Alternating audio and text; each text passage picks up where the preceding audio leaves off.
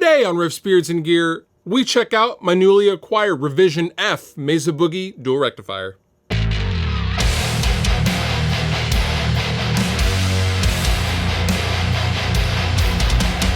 Growing up, as I have stated in a few videos about dual rectifiers, the dual rectifier, the 2-channel dual rectifier, was my dream amp as a kid. Growing up in the Seattle area and seeing all of the bands play them, I have always had a soft spot for dual rectifiers, and I have recently acquired, last week specifically, a Revision F dual rectifier from late 1992 or early 1993. I can't find a specific date inside the chassis, but I do know from the serial number, which is 3065, that it is a transitional head. Now, what does that even mean?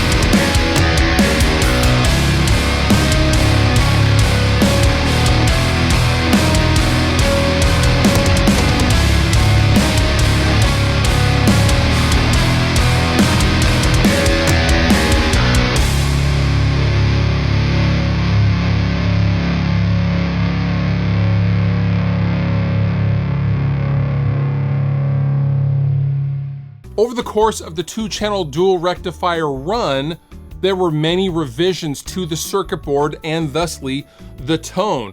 Revision A and B were never actually released to the public, and those were given out to artists for road testing and things like that.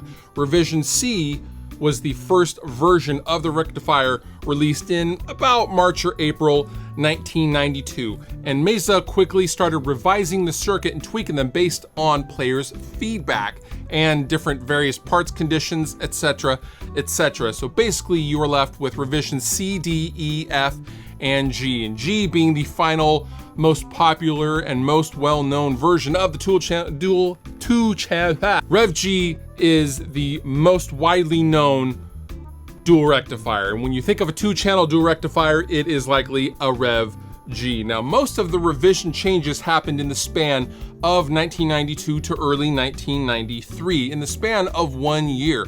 And this is serial number 3065. They cranked out a lot of amplifiers right off the bat.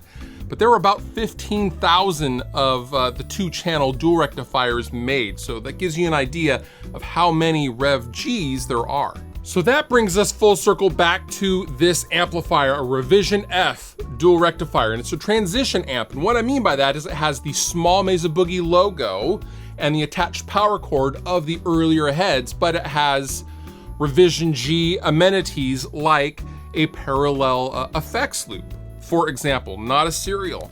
So it's kind of an interesting transition in the Mesa Boogie time period, and Rev Fs are known to sound very, very aggressive, a little brighter than a Revision G, and overall it kind of sounds like a boost without having a boost in front of it. But you know I'm gonna put one in front of it anyway.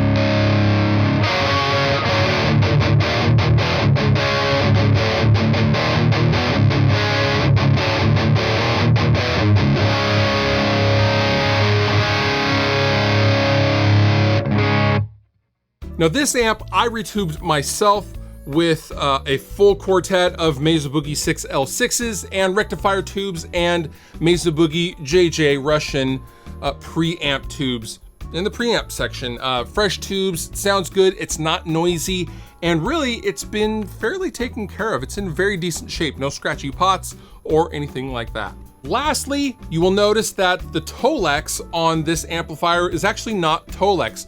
Most of the early amplifiers had a smooth leather finish, and this amplifier is no exception. It's dinged up a little bit, but the leather was very, very durable, and it's pretty cool to see an old girl still in decent running shape, and I look forward to using it for many years to come. All the applicable links down below in the description. You've been wonderful. I've been Fluff. Thank you so much for watching, and I'll see you next time.